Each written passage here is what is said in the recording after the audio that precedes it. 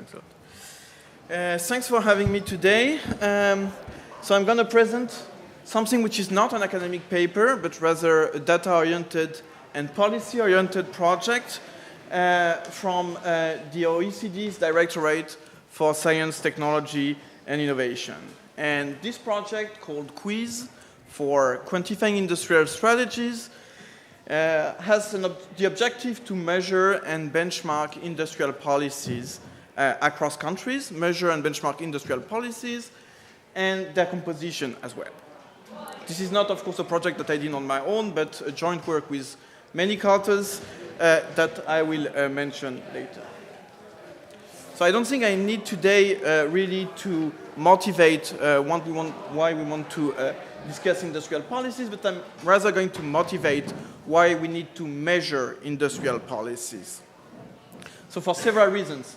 First, because for sound policy making, we are required to have at least a helicopter view of industrial policies, not only what the government is doing in a given country, but also to understand what other countries are doing. Measuring industrial policy is also a first step to ensure transparency and accountability on industrial policy, and is also a first step to enable policy evaluation, not necessarily impact policy evaluation with a proper counterfactual, but at least some kind of the assessment of the effectiveness of industrial policy.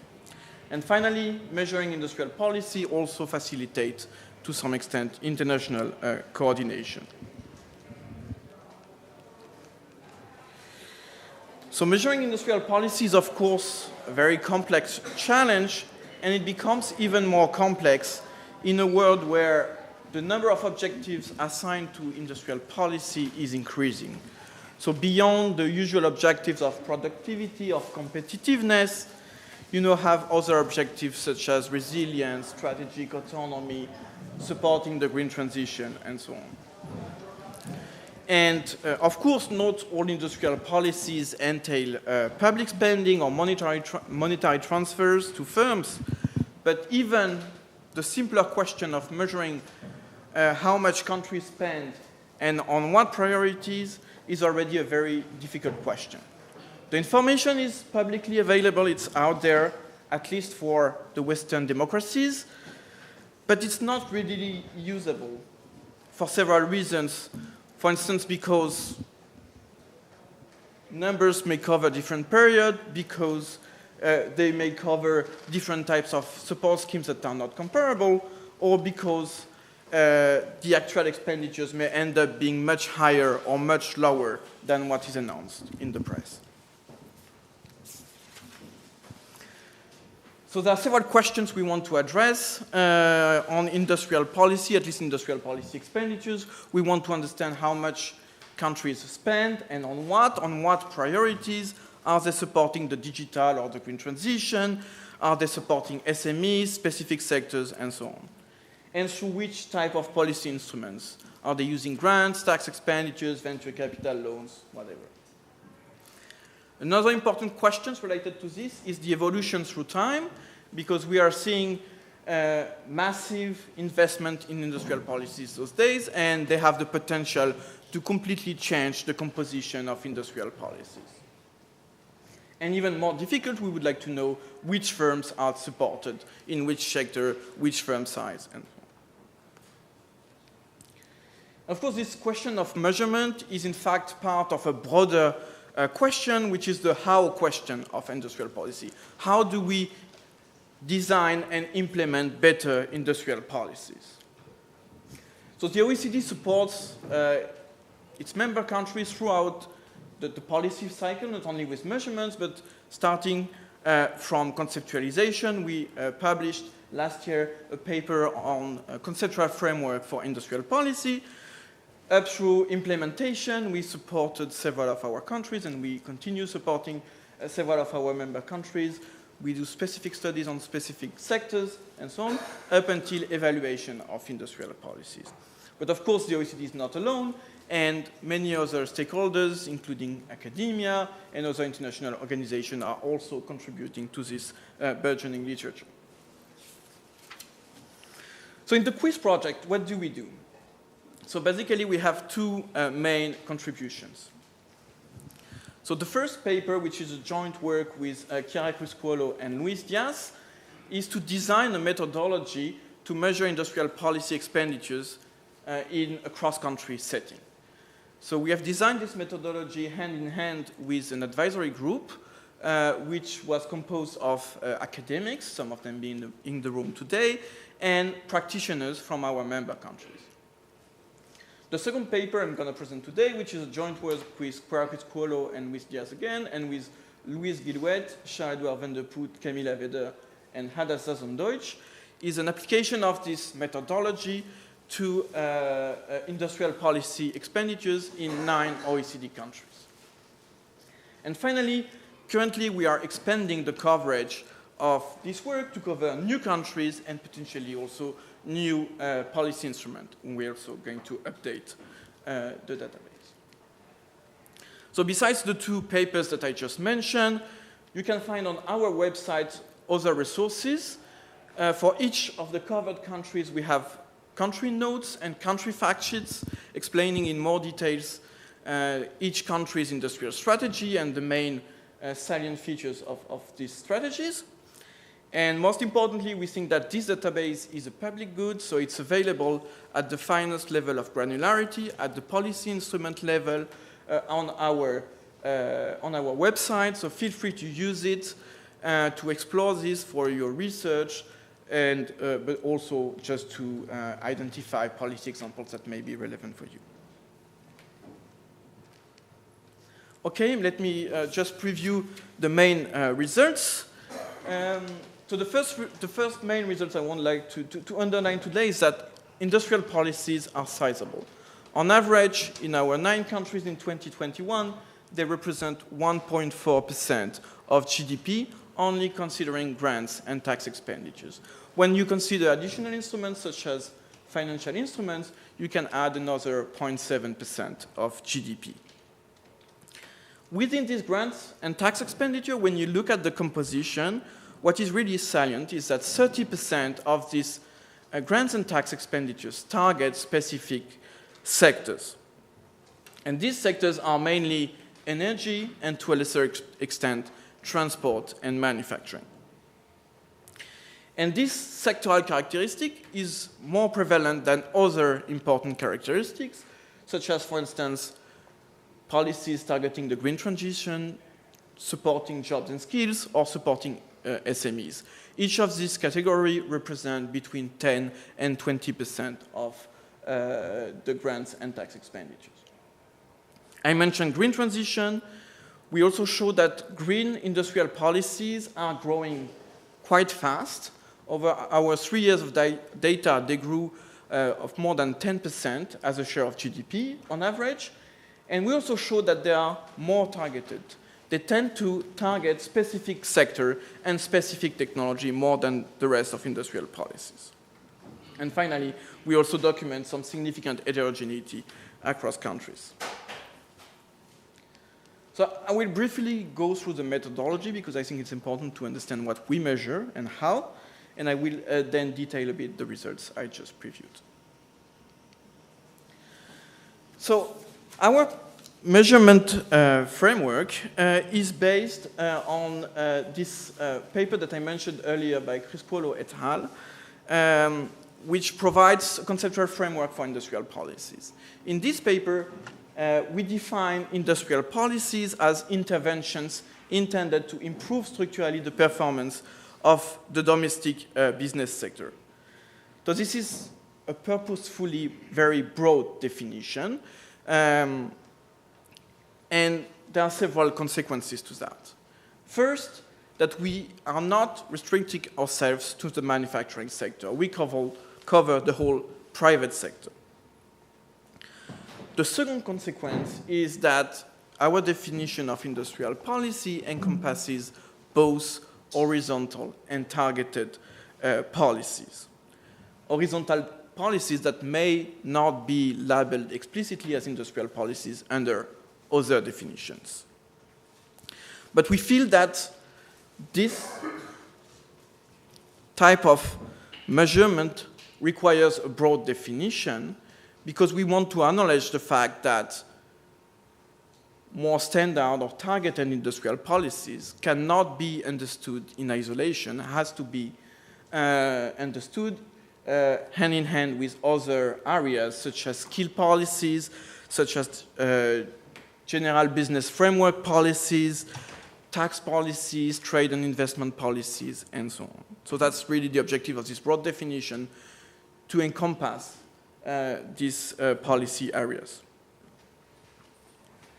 That being said, when it comes to measurement, of course we cannot measure such a broad scope. So we are going to focus on what we call industrial policy expenditures, which is a subset of industrial policies. And we know that some other aspects of industrial policies, which are not industrial policies expenditures, are already measured by other initiatives. Think about labor market programs, think about trade policy, think about tax policy. We see a bunch of other data sources that can be used to measure these other components. So on industrial policy expenditure, we define industrial policy expenditures as direct public support to businesses, so from the public sector to businesses directly, aimed at promoting either investment, competitiveness, and economic activity. So this is the core of our definition.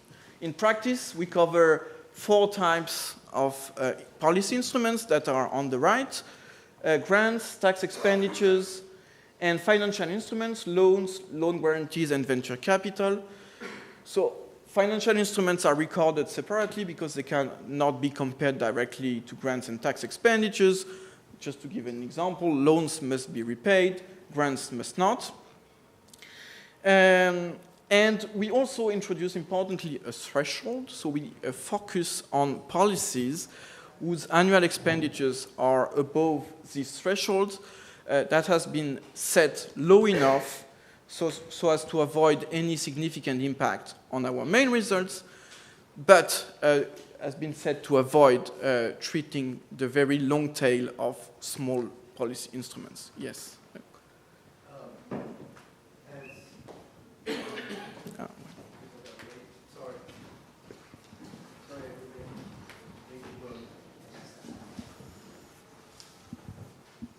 Would the investment in things like testing centers, which, as you know, we're interested in testing centers, metrology institutes, would they be covered by any of this, the quality infrastructure issues that I'm interested in?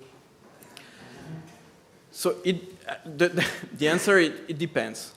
So the first bullet here is direct public sector support to businesses. So if this testing center is a private entity or a public-private entity, then it will be covered. If it's a public entity, it's not covered. Why is that? Because it's a pragmatic reason. We can easily identify to keep the example of testing centers, we can easily identify that it benefits to businesses if this is either private or public-private. If it's purely public, it's difficult to measure the amount of support going to businesses. What's the reason for excluding agriculture on the list? Because on the previous slide you said you wanted to be as sector agnostic as possible to even include services, but now here you're actually excluding one sector that receives, of course, a lot of industrial policy, as we know in the European Union. Yeah, just curious. Yeah, so in fact we collected the data on agriculture, and just focusing on this narrow definition of support to agriculture, agriculture benefits a lot from direct support to businesses. There are 2 reasons why we excluded agriculture. The first reason is that a significant share of support to the agriculture sector channels through regulated prices that we are not able to capture well in this framework. And the second reason is that This is already measured by other databases and other OECD databases, which cover the two aspects, direct support and price support. Sorry, I just want to round out the question by asking about the other two on the list, which is why weren't public procurement and direct subsidies included? Exactly. So, I mean, it's a direct consequence of our definition. We consider direct public sector support to businesses. For public procurement, it's difficult to disentangle what is really, the purchase of goods and services from the support part. That being said, this is, I think, one of the major limitations of the current databases. So we are trying to figure out how we can cover public procurement or a part of public procurement in the next version of the database. Okay, let me continue then. So I already mentioned the exclusions. Thanks for the questions. I briefly mentioned the data collection methodology, just to say that we start from publicly available sources, mainly budgetary documents, reports of government agencies. We process this information and harmonize the information based on the agreed and published methodology that we have. We do some quality checks with several other sources, OECD and non-OECD ones. And finally, and most importantly, our data is verified by the participating countries, flagging any missing scheme or any mistake. So the first version of the database covers 9 participating countries, of which 4 of the G7 countries. So we cover Canada, Denmark, France, Ireland, Israel, Italy, the Netherlands, Sweden, and the United Kingdom. Sorry, I don't know why there's a problem with the colors. And we end up with more than 1,000 policy instruments per year, and we cover the period 2019 until 2021.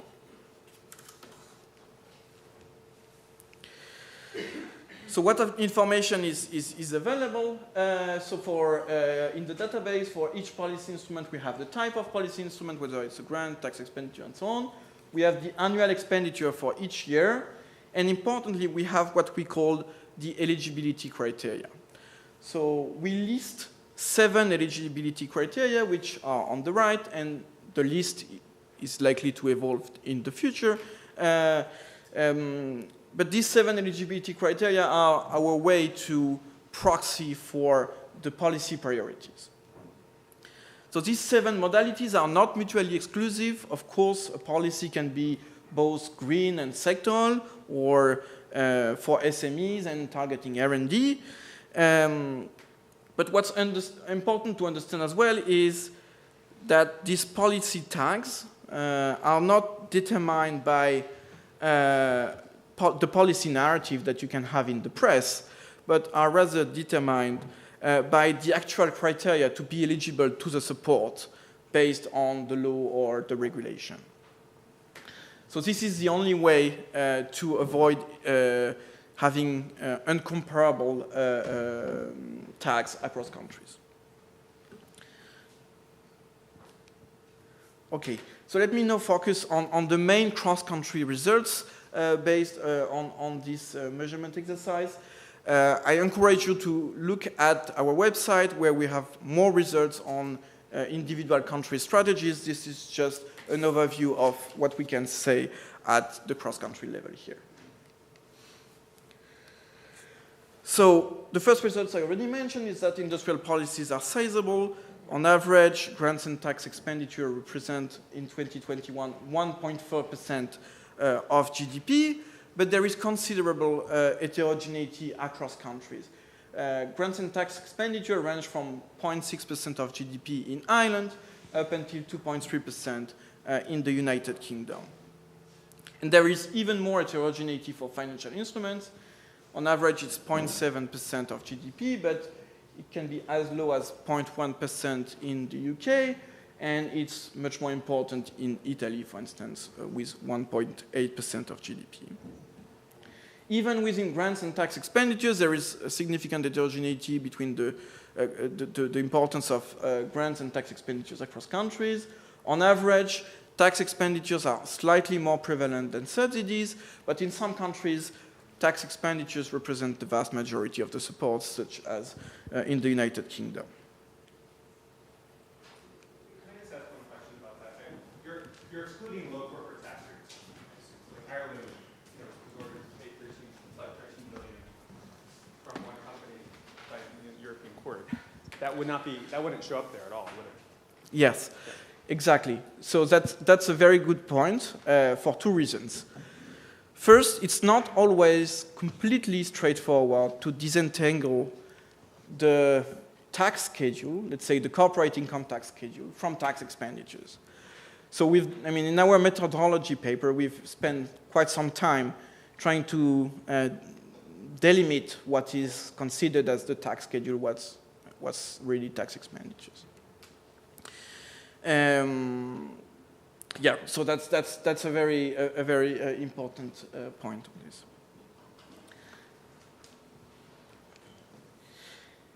In terms of composition now, so we are using this eligibility criteria, these 7 tags, to identify the composition of industrial policy expenditures. And what we see is that sectoral policies are the most prevalent. On average, around 30% of grants and tax expenditures target specific sectors. And this is much more than policies targeting R&D, targeting the green transition, jobs and skills, or SMEs and young firms.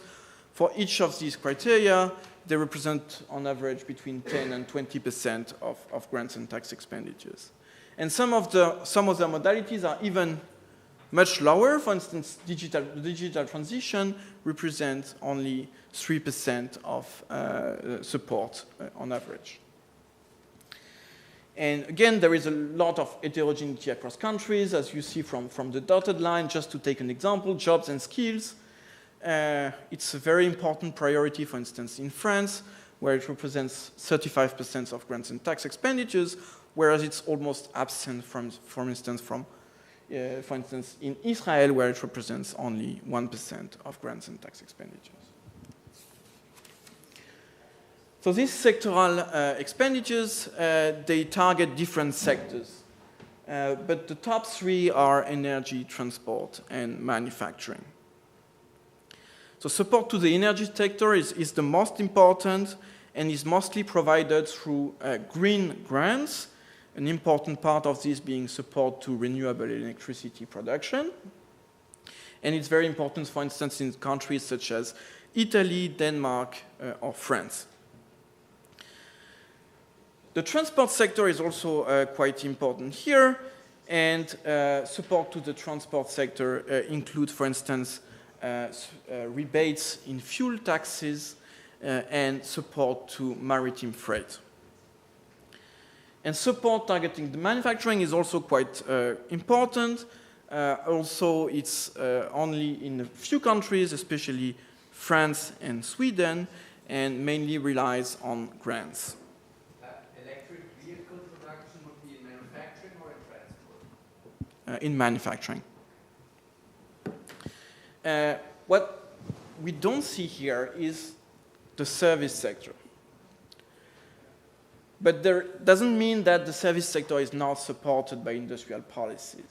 It means that the service sector in many of the countries we cover is so important that, by using horizontal policies, you already support the service sector to a large extent. So probably there is no need to have specific support schemes for the service sector. Another important takeaway from this graph is that the top 3 sectors here, energy, transport, and manufacturing, are also 3 sectors that are instrumental for the green transition.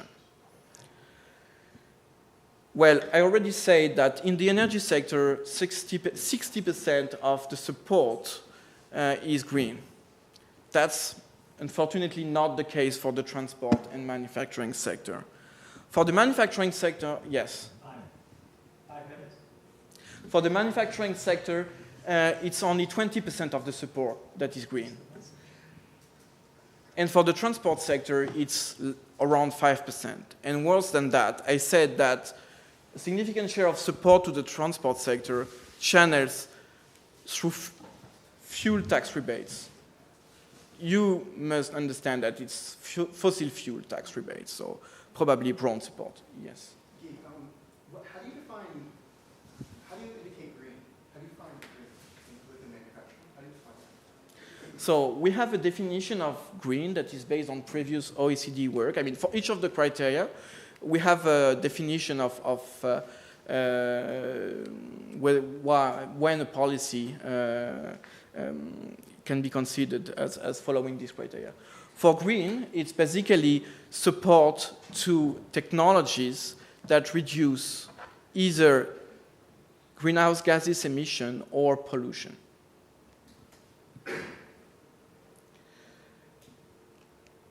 So let me focus on these green subsidies. As I said earlier, we see a considerable growth of these green industrial policies over the 3 years of our data, more than 10% as a share of GDP. And as I mentioned also, green industrial policies are dominated by sectoral support, mainly to the energy sector and to a lesser extent to the manufacturing and transport sector. So green is dominated by this sectoral support, but also to a large extent by technology-specific support, which means support that are not technology neutral. And this has grown quite significantly, mainly driven by this green, but also by some other areas such as digital. And this really asks new questions about this directed support, but I will come back to that in a minute. If I still have a few minutes, I wanted to focus on 2 examples to underline the heterogeneity of the strategies across countries. The first example is to show how different countries can choose different strategies and different instruments to address the same objective. So here it's the support to SMEs. And I want to focus on comparing Italy and the United Kingdom, but you could also consider France or the Netherlands. They have similar strategy. So in Italy, they have a problem of access to finance, so they focused on financial instruments such as loan guarantees to support their SMEs. In the United Kingdom, they adopted a quite different strategy. They are mainly using tax expenditures. And here, it's mainly tax expenditures for R&D that are more generous for SMEs than for other countries. So for other types of funds, sorry. So different countries, for the same objective, they adopt very different instruments, and there are some rationale behind it in this case. Another example, and here it's quite different, it's to illustrate how countries can substitute industrial policies with other dimensions of policies. So here on the y-axis, this is the amount of industrial policy in our job and skill category across country. And on the x-axis, it's from another database of the OECD. We are measuring labor market programs provided to workers. So basically, we are comparing support provided to firms for jobs and skills versus support provided to workers directly for jobs and skills. And we see that different countries adopt very different strategy. For instance, France spends a lot on support to firms and much less on support to workers, whereas Denmark, for instance, has the opposite strategy, spending a lot directly to workers and much less to firms. And this is the same kind of trade-off we can find on taxes. You mentioned earlier that we measure tax expenditures, but corporate income tax rates also have a role to play. We have a similar graph in the paper where we compare the role of tax expenditures versus the role of the baseline or the average tax rate for CIT. So I will stop there, perhaps just a few words of conclusions to say that, to me, these data that I've shown today, they portray industrial strategies that are in transition. in transition between some legacies. I mentioned fossil fuel tax rebates, but there are other examples of older style industrial strategies, and they're also undergoing significant changes, even over a short period of time of 3 years, where we see a lot of green and a lot of technology-specific policies coming up. So the objective here, this paper is purely positive, but it already indicates a few areas where perhaps you may want to provide policy recommendations. These legacy policies, they must be reviewed thoroughly, that's one thing.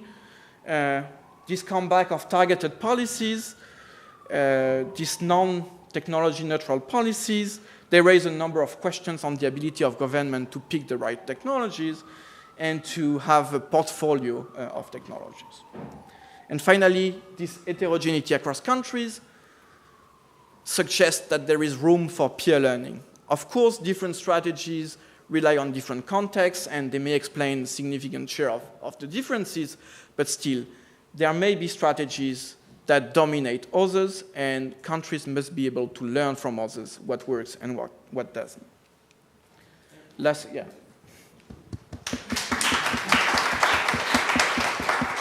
So just a last word to say, of course, that I encourage you to use the database.